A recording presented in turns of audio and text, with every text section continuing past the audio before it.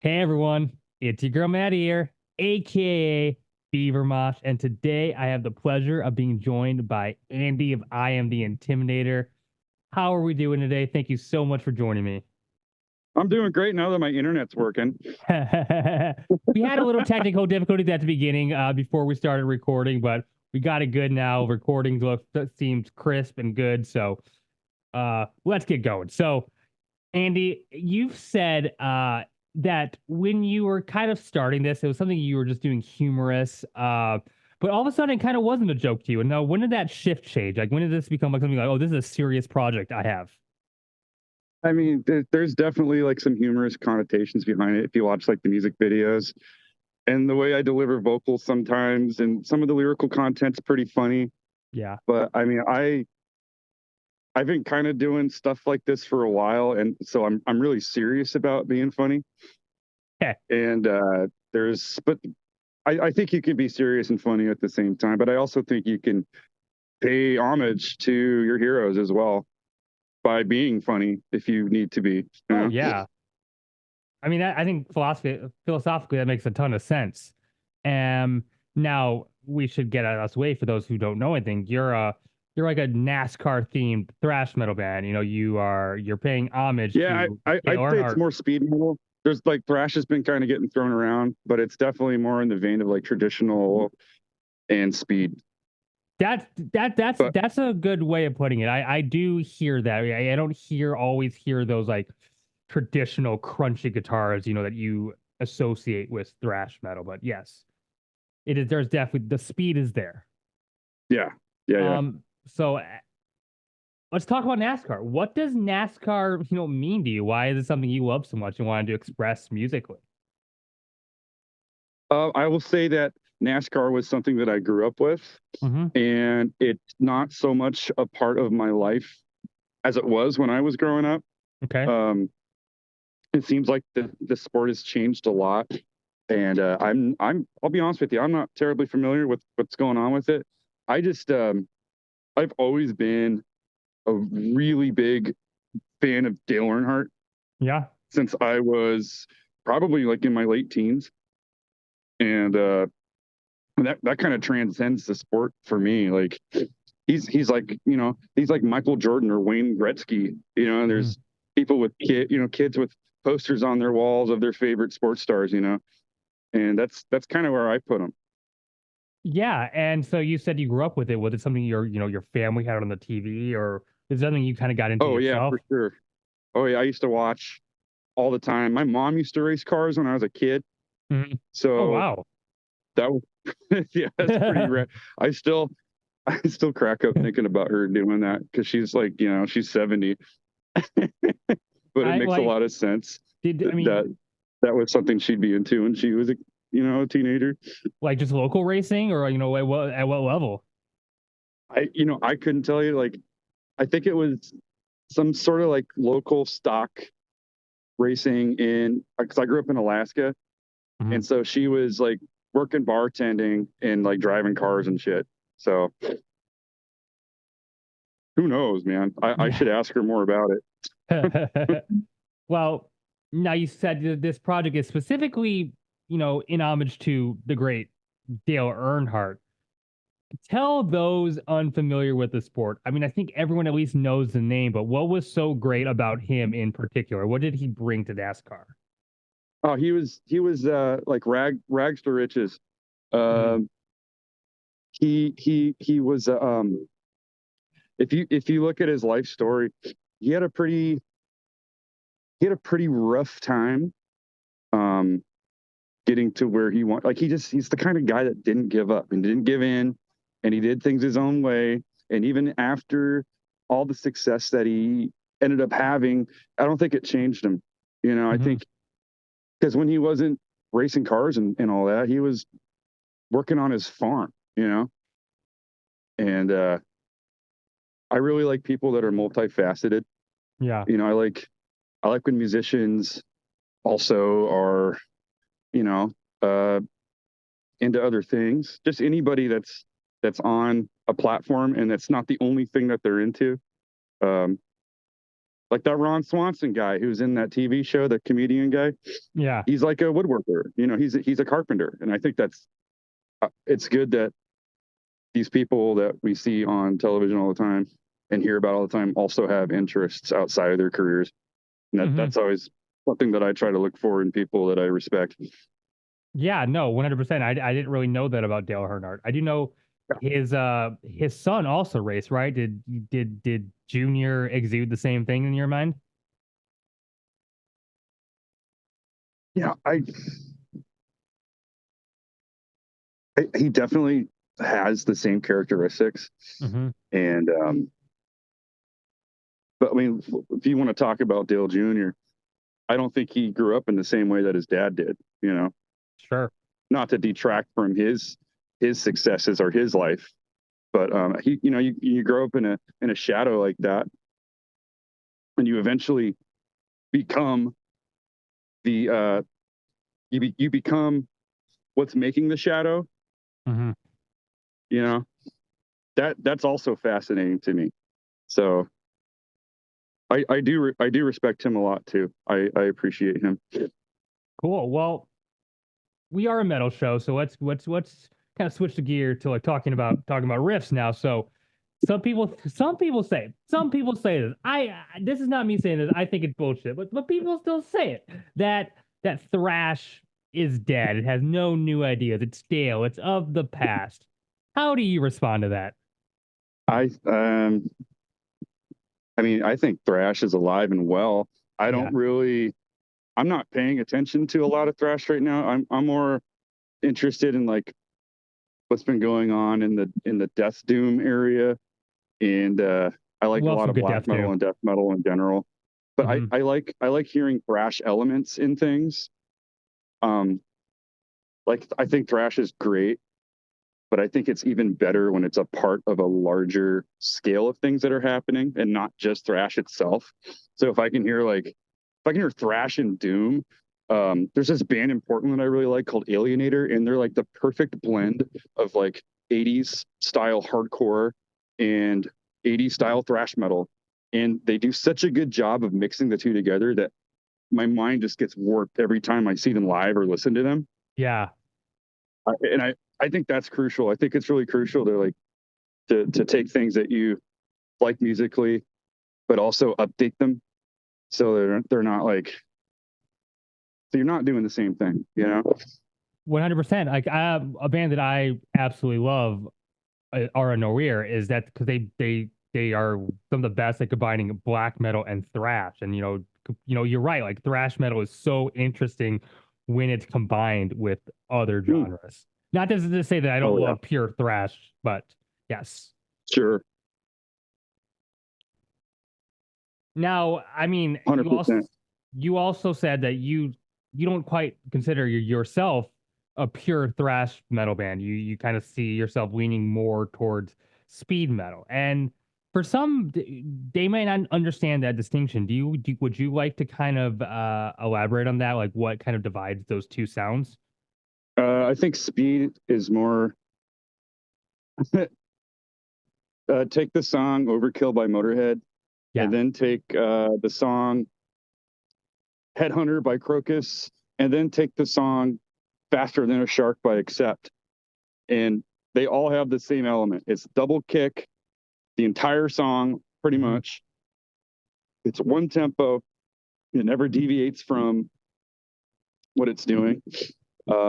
And there's not a lot of technicality.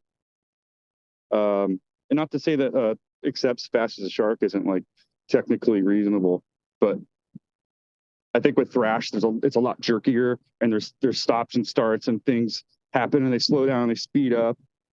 And to me, speed is more of like just a driving direct approach to traditional heavy metal. I've always, and first of all, I think like Exciter's Heavy Metal Maniac is like the quintessential speed metal album. But I've always kind of understood, at least like, if you talk about like the theory of metal, that like thrash took aspects of speed metal, but it was much more rooted in combining heavy metal with speed for sure. The speed's a huge part of it, but it's more rooted in kind of the aggression of hardcore punk, whereas speed metal is simply a faster iteration of traditional heavy metal. No, it's like Judas Priest and just like pumped up the tempo. Yes, that is the best way to put it. Speed metal is fast traditional metal. Mm-hmm. Well, thematically to your record, there is kind of a narrative here, if I understand. There's a story. It's not just not just about Dale Earnhardt, but it is like a retelling of his last days. Is that correct? Am I reading into that right? Yeah, totally. And for those who aren't once again unfamiliar with Dale Earnhardt, do you want to kind of tell a little bit about his passing?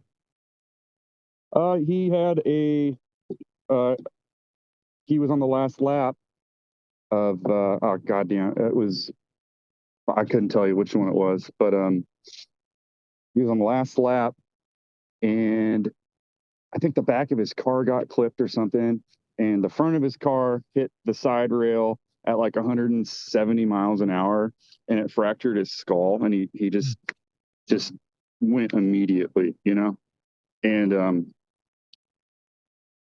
it's, to me, it's probably the most tragic sports death of all time. Like during the sport occurring, Mm-hmm. and but the way that he lived his life and the way that he carried himself, it's almost like I kind of feel like he knew that's how he was going to go out. Sure. And I don't know if other people feel that way, but man, he was always on the edge, you know. And so that the record, I mean, kind of the lyrical content is sort of reflects that with Mm-hmm. how I feel. What might be a fantasy based like interpretation of like what's going on in the last day of this person's life thematically, and it could Sure. start off with like, woke up in the morning, I said, I'm gonna go, you know and no one can understand what I'm going through in my head. And that's what it is. It's like, who knows what's going on in somebody's head, especially somebody like Dale. And And yeah. yeah, that's And, about it. and when this happened, what impact did that have? What was the reaction? How did this reverberate? What did it do for this? What happened to the sport as a result of this death? Well, for one, it finally forced NASCAR to put the helmet harnesses on their seats, That because wasn't he a wasn't the thing? first to go out like that. Like he was the last to go out like that, and probably like 10 or 20 other, like, I don't want to say numbers or get specifics, but like a ton of other race car drivers have died the exact same way. And Hmm. then once he was out, they were like, "Oh, I guess we should finally do this." Um, at least that's the way that when I research it, that's what it looks like to me. So Yeah, I mean, I'm not, I may be speaking out of ignorance because I'm not like really, invested in sports. It sounds a lot like what I hear coming out of like the NFL and like where the sports finally being faced to like actually address some of the head trauma that these players are playing with. It just like, oh my God, yeah, that shit's insane. yeah, Like a lot of those guys, I've looked a little bit about that, and I just, the level of competition that those people are on, the fact that their league can't take care of them is just like, considering the amount of money that goes through hands in all these major sports and shit. Like it's just kind of baffling why they can't it's fix certain things like immediately. yeah, it's evil. It's predatory, right? They take these, they draft these college kids and then they put them into this like gladiator sense of a thing, and then do not put the proper thing to protect them, and Yeah. tragedy happens. Same with wrestlers, man. You know, Yeah. like, oh my God, the professional wrestlers, even like semi-professional wrestlers, you have it really bad. Mhm. Yeah, So it's just, ugh, I don't like that's it. fucked up. It makes Yeah. me sad. Uh, well, you're in a couple other bands, Atriarch and Poison Idea, and I always like asking people that are in multiple different projects that kind of have different sounds. How do you approach musically this project versus other bands that you're a part of? Oh, this one's easy because I do everything. and I'm not Okay. answering to anybody. I'm just answering. I'm talking to myself. You know, I'm having schizophrenic conversations in my room. So this is kind of like deciding your what's going own. to happen. This is like your own And personal passion project. You know, you're not like community. You're not trying to like making sessions with other musicians. This is just you. yeah, absolutely. So, and then like with a band like Atriarch, I kind of have to make sure that I'm filling in the shoes that are needed for the type of sound that those guys want. And their sound is like, you know, it's a mixture between like doom and death metal, black metal, but also coming from like an 80s goth kind of perspective as well.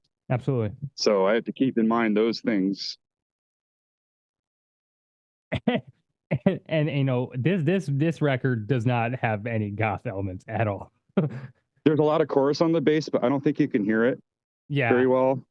And when I hear chorus on a bass, it just kind of reminds me of the 80s in general. It could be any genre.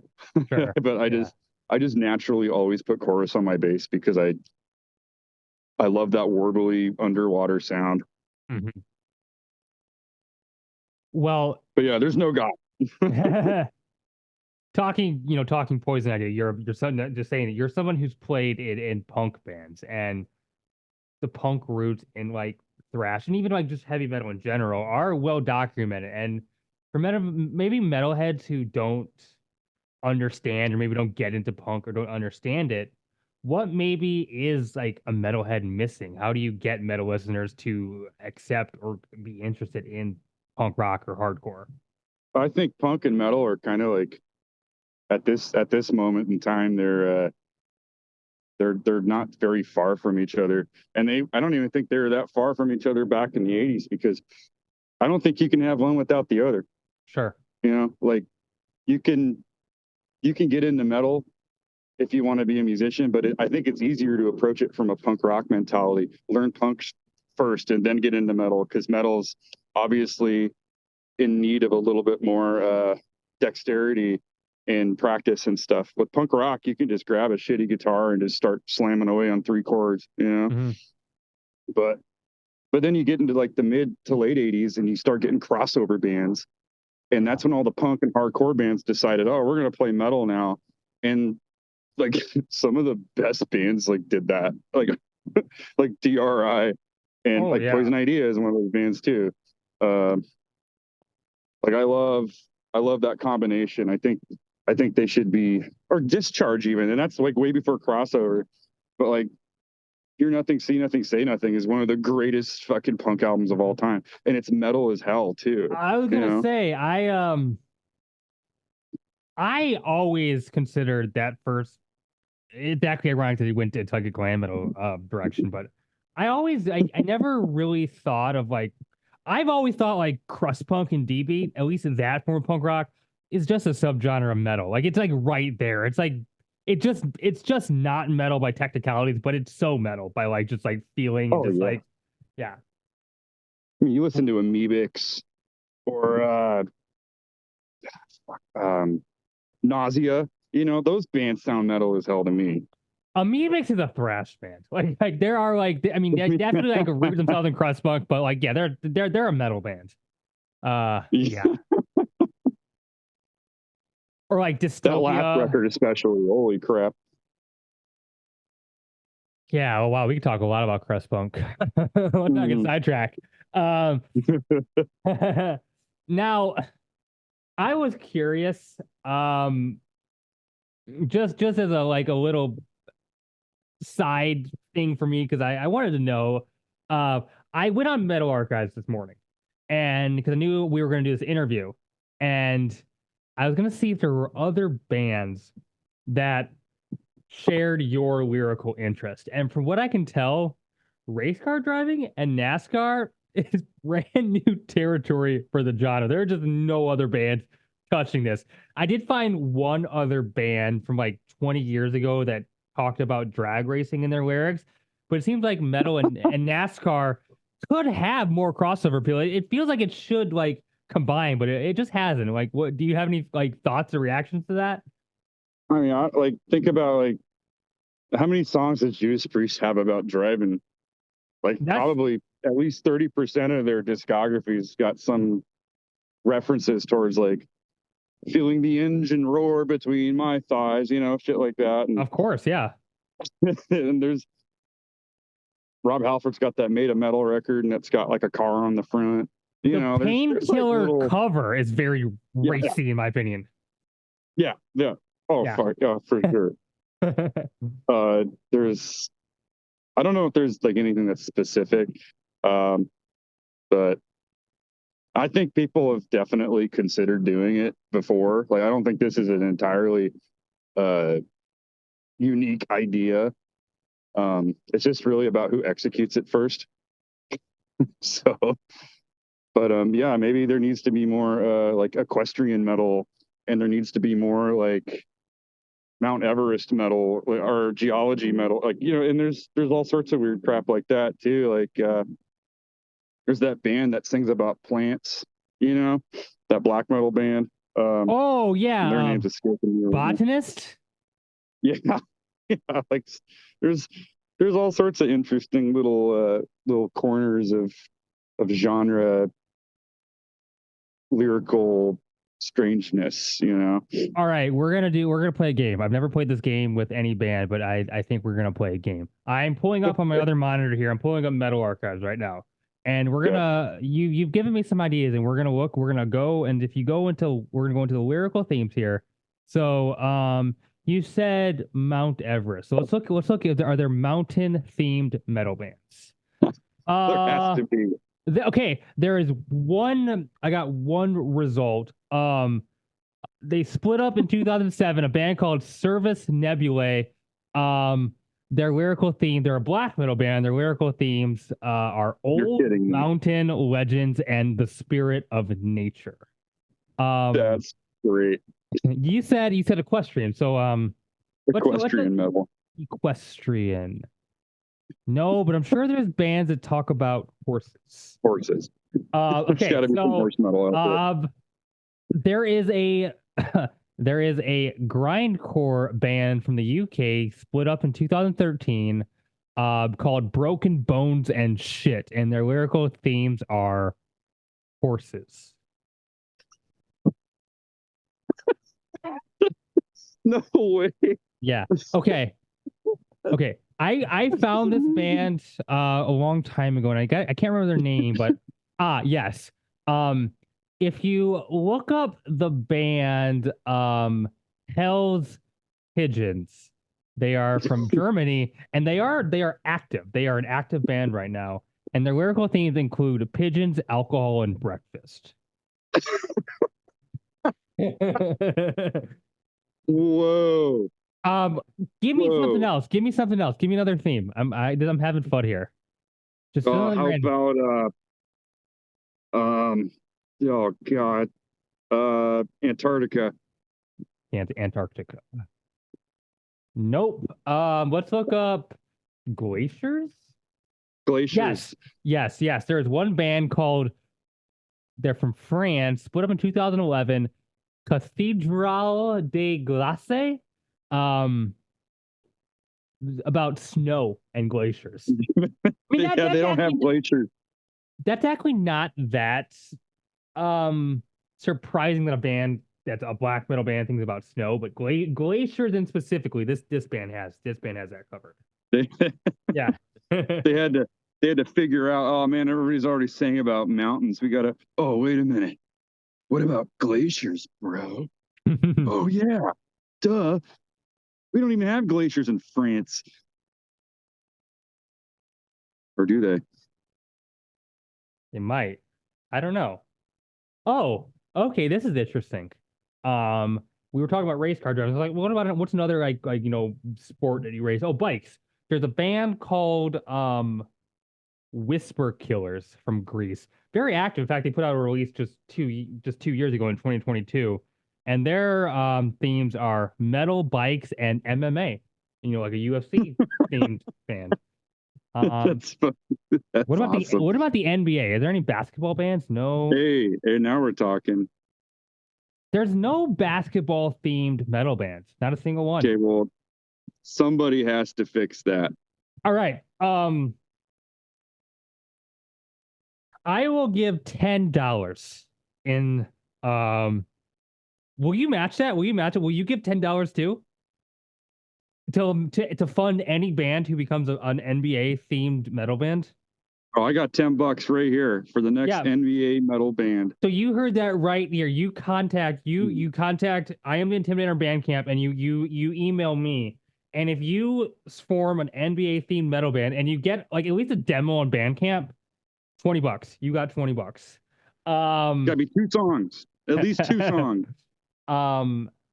Okay. There's only one football themed metal band. No, that's not true. Well, please tell me they're called Mutant League.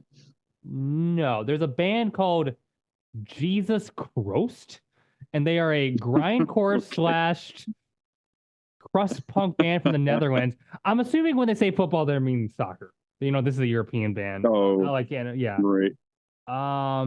That's okay. We can have that too. We'll just call it soccer metal over here, and they can be mad. This is fucked up, but also really weird. There's a Nazi band. I'm just reading it because this is what they say. Hit Cult Alanias. They are about football, National Socialism, and Christianity. That combination isn't that surprising to me, but that's interesting. We are Nazis, no way we are real. Christians, and we like football. Okay. At least they're honest about it. That is way too far for me to comprehend. Wow, this is the most fun I've had on an interview so far. Well, I want to talk about some metal news, if that's okay. I wanted to know, do you have any reactions to Slayer apparently getting back together for some more shows? Or did you actually ever believe that they were breaking up? Did you say Slayer? Yeah. Oh, I haven't thought about Slayer. I don't think about Slayer ever, man, to be honest with you. Like, I think about Dave Lombardo because he does really cool shit. Mm-hmm. I just saw him play with Mr. Bungle last year, opening for the Melvins. That was incredible. And then his new record, his solo record that he did with his son, is one of the coolest things I've heard in 2023. Like, I love that album. That's it. It's awesome. But like Slayer, I haven't thought about Slayer in forever. And if they want to go play, that's up to them. But if it ain't Dave, I don't want to see it. I don't care. They can do whatever. I don't think there's a single person alive who doesn't at least think Kerry King isn't at least somewhat of a total dick. I mean, guy can definitely play, but kind of a dick. I've heard some stuff. Yeah. But I don't know. Yeah. Well, last interview I did when we got classic bands started getting mentioned. They mentioned we talked about Iron Maiden, but you have brought up Judas Priest a number of times already. So I'm curious, do you have a favorite Judas Priest record? Favorite Judas Priest what? Favorite Judas Priest album? Probably this is gonna upset some purists, but I'm gonna have to go with Point of Entry. Whoa, that's a take. Yeah, that's a take. And the reason for that is because that record has 3 music videos, and I don't think any other Judas Priest album besides like the newer ones had more than 1 or 2. And the video for Heading Out to the Highway and Don't Go and Hot Rockin' are like the 3 greatest music videos of all time, without a doubt. Yeah. Like they're in in Hot Rockin', they're in the gym and they're all shirtless working out, and then they're in the sauna room, and then they're rocking out at the show. Dude, it's like real life, you know? And then you got songs like Desert Plains and You Say Yes, I Say No, Disagreement. And then you got Solar Angel. Like that's just a good solid rock record, I think. And it doesn't veer like towards any one direction. It's just like straight down the middle, very simple, very catchy. It's very catchy. I think it's their catchiest record. Not their best sounding record, but it's very catchy. I've always Sad Wings of Destiny is my favorite. Early record, but I love that record. Yeah. I think it has like it feels their most like a record. Like it has a flow. Like, it seems like it has this beginning. There are some more like acoustic kind of interludes. Like it feels like they're like more telling like they're setting a mood and telling a story versus just being like a full force rock band where they went into like later on. And you know what? I love that they did that, but Sad Wings of Destiny has a unique kind of feel for Judas Priest. I really appreciate it. Yeah, You got it's got a lot of what's to be. Like you can hear them finally deciding that they're gonna get really heavy. yeah. Like I it's got mean, Island of Domination on there. It's got you know, you're in for a surprise. It's got it's it's yeah. very bold. It's very metal before it's proto metal, you know? Yeah, and that first, Victim of Change is starting out like, very creepy, Oh and my then yeah. the Yeah, Ripper is yeah. rips, for lack of another word. It's such a great tune. Oh, for sure. Yeah. What a great band. What a I'm seeing them on this tour, and I'm so stoked. I I would like to. I don't know if I will, but I really like the songs that have come out for the new Mhm. record. I thought Firepower was amazing. Oh, Firepower. Firepower is honestly, it might be in my top three favorite Judas Priest records. It's just I that would good. yeah, and everything's so fast, Hmm. and they were so to the point. And I love the concept of Judas Priest writing 3 minute songs. I think that's awesome. Never the heroes off of the Firepower. It's one of honestly think it's one of their best choruses. Like it's just so eruptive and triumphant, but it's also just heavy and it snarls at you. I don't know. I love that song. Wait, which song? I missed it. Never the heroes off of Firepower. Oh yeah, no, that's a yeah, Yeah. yeah, dude. Spectre. What a great record. Song is so good. That chorus is amazing. And like you think of like those old, legacy bands, putting out, records way out in their career. It doesn't always turn out great, but for Judas Priest, they just like the exception. They just like are almost getting Yeah. better with age. Oh no, for sure. They're not a legacy band at all. Like they continue to put out really interesting records. I think the difference between Judas Priest and like another band is like I don't. Well, first of all, I think just Rob Halford doesn't have this interest in just like I think he's always been, I want to make music, and that is what his passion is. And he is never like been content where I think other bands, they got their success, they have their legacy, now they're just kind of writing that and just kind of coasting. Judas Priest doesn't seem to do that. Judas Priest doesn't want to do that. It's something special, something unique, and something that is rare. Yeah, and he's ultra funny. If you watch him Yeah. in interviews, And and so anybody who's humorous is usually like a good person and so nice. Like most of he the just time. seems like a nice guy. Yeah, no, I they all seem like they're cool. Yeah. Well, Andy, I have no other questions prepared for you, but I had so much fun with this conversation. Oh yeah, Before for I sure. let Me you too. before I let you go, I want to let you have the floor for any last words or any plugs that you might have for where can people check out your music, all the good stuff. Go. Just go on my Bandcamp, Miserable Pyre, and you can see all the stuff. And I got more than just this record. There's a bunch of other ones on there that I've done, and Mhm. they're not the same, but you might like them. So check them out. Cool. And you're selling cassettes, right? Yeah, except my duplicator's dead, and I got another one coming in the mail right now. Okay. So I'll start doing that again this weekend. Thick. And, Well, I got vinyl pre-orders coming up here too, or I already got vinyl pre-orders, and that'll ship around like September or October. hell yeah. Yeah. Well,